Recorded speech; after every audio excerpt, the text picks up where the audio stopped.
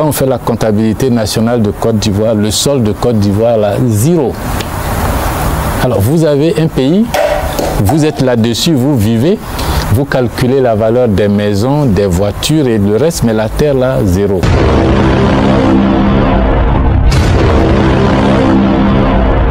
L'État s'est déclaré lui-même propriétaire des terres. L'État, en Côte d'Ivoire, est propriétaire des terres.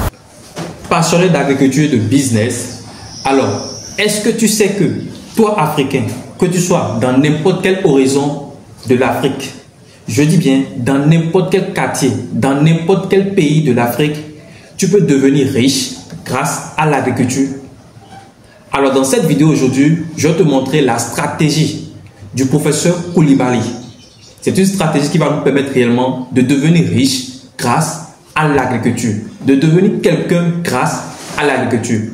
Alors restez du début jusqu'à la fin et on commence. Dans notre pays, les gens les plus vulnérables, les gens les plus pauvres, les gens qui ont accès le moins aux services publics, à l'hôpital, à l'école, à la route, ce sont les gens du monde rural, ce qu'on appelle les paysans. Mais en même temps, ces paysans vivent dans des villages, dans des régions, dans des départements, sur des terres. Ces terres ont de la valeur, mais notre législation, notre loi foncière dit que ces terres-là ont une valeur 0. C'est-à-dire qu'on ne les a pas valorisées. Quand on fait la comptabilité nationale de Côte d'Ivoire, le sol de Côte d'Ivoire, là, 0. Alors, vous avez un pays, vous êtes là-dessus, vous vivez, vous calculez la valeur des maisons, des voitures et le reste, mais la terre, là, 0. La réforme que je propose, c'est vraiment qu'on arrête avec ça. Qu'on se dise, nos parents sont dans des villages, ils vont au champ, ils n'ont pas de retraite, ils n'ont pas de système de santé, ils n'ont pas de système de protection sociale, ils n'accèdent même pas aux services publics que les autres ont dans les villes. Il faut être juste avec eux. C'est un principe de justice sociale. La terre qu'ils ont là, il faut leur donner. Il faut faire les papiers pour leur donner. Il faut donner les titres fonciers. Il faut faire des audiences foraines dans les villages. Dans chaque village, on sait qui est propriétaire de quel terrain. Les familles sont là, c'est leur village. On va voir, ça c'est mon terrain, voilà mes voisins qui sont là, c'est combien d'hectares. On fait les bornes, on donne le titre foncier. S'il y a une route qui doit séparer vos deux terrains, on calibre le passage de la route et puis on donne le titre foncier aux gens. Ce titre foncier, si on le donne, ce sera un puissant instrument d'enrichissement du monde rural. Vous n'imaginez pas ce que ces paysans peuvent faire avec un titre foncier. C'est vrai que quand vous êtes à Abidjan, jeune fonctionnaire ou cadre de l'industrie et du commerce, que vous voulez construire une maison, vous allez voir le banquier, il vous demande un aval, une caution ou quelque chose comme ça. En général, vous vous débrouillez pour trouver la première maison sert de caution à la seconde, ou bien parce que la première, vous l'avez achetée dans un programme immobilier en payant doucement, doucement. Le paysan, là, lui, n'a pas de caution, il n'a pas de garantie. Si vous lui donnez un titre foncier, il peut, en ce moment-là, venir voir le banquier, après avoir fait la réforme de l'épargne, vous avez vu, il y a les finances là, il vient voir le marché, le banquier, qui peut hypothéquer sa terre, pour lui dire, vieux Conan, tu veux 5 millions pour faire maïs, d'accord, il faut me donner le papier de la terre là. À Béoumi, ces 5 hectares là, ça vaut combien? Lui, il envoie les services de sa banque. Ils vont regarder à Béoumi, 5 hectares, ça vaut 10 millions aujourd'hui. Très bien. Vieux Kona, la terre là vaut 10 millions, nous on va vous donner 5 millions. Mais les papiers du champ, on garde ça ici en hypothèque. Vous avez 3 ans pour rembourser. Si vous ne remboursez pas, on va vendre votre terre et puis récupérer notre 5 millions. Mais si vous voulez, les 5 millions, vous pensez que le vieux Kona, il va faire quoi? Il n'y a pas quelqu'un d'autre en Côte d'Ivoire pour lui donner une caution, une garantie. Mais son titre foncier qu'on lui donne là, elle devient son papa et sa maman, son protecteur.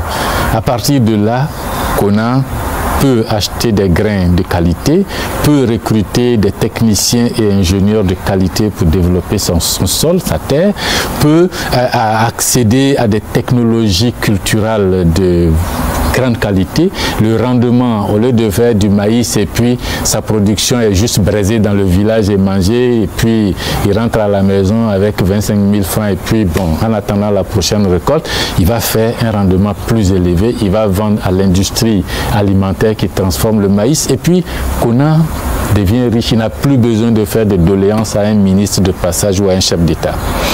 Okay. Si vous faites ça sur l'ensemble du pays, vous rendez les paysans riches.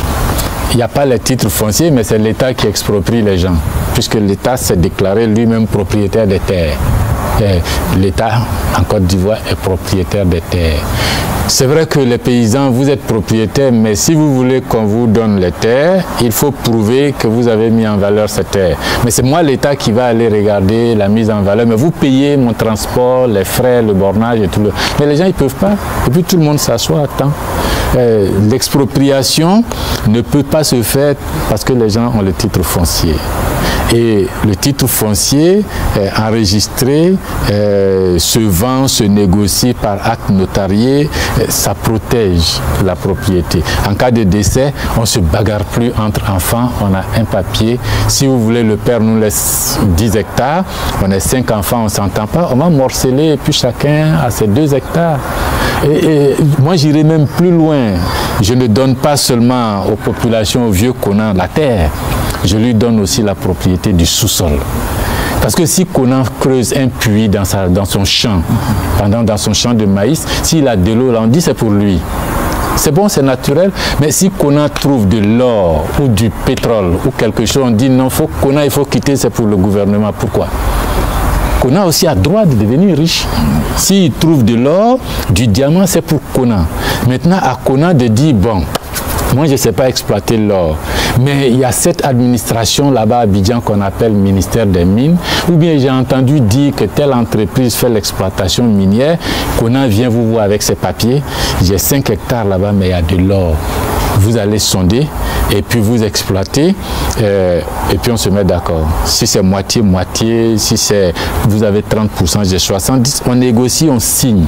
Et puis Kona, il est là, il surveille. Et puis quand on a exploité, vous avez pris votre part, j'ai pris ma part, et puis l'État attend maintenant, vous payez les impôts et puis vous partez. On n'a pas besoin de chasser Kona et de donner l'exploitation minière à quelqu'un. Et Kona, en faisant ça, il va créer des emplois dans le monde rural. Il va avoir besoin d'ouvriers spécialisés, il va avoir besoin de comptables, de techniciens agricoles, de chimistes. Et puis, en Europe, là, ceux qui font le raisin transforment sur leur site là même en vin. On aime bien le bon vin. Mais ce sont des particuliers qui font ça. Quand on dit château de quelque chose, c'est des paysans qui produisent.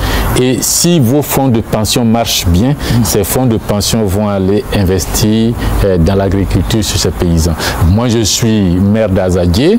Je vois les fonds de pension belges venir développer la banane dans les plantations Aiglin, des bananes de qualité qui sont vendues sur le marché européen. Pourquoi ne pas donner l'opportunité à des paysans de Tias-Salé, Siquin, d'avoir aussi la possibilité d'accéder à ces fonds de pension en créant ces fonds de pension, en donnant les titres fonciers et puis nos parents vont finir avec cette pauvreté et devenir riches. C'est tout, c'est vraiment la préoccupation pour l'amour de la Côte d'Ivoire et de ses habitants.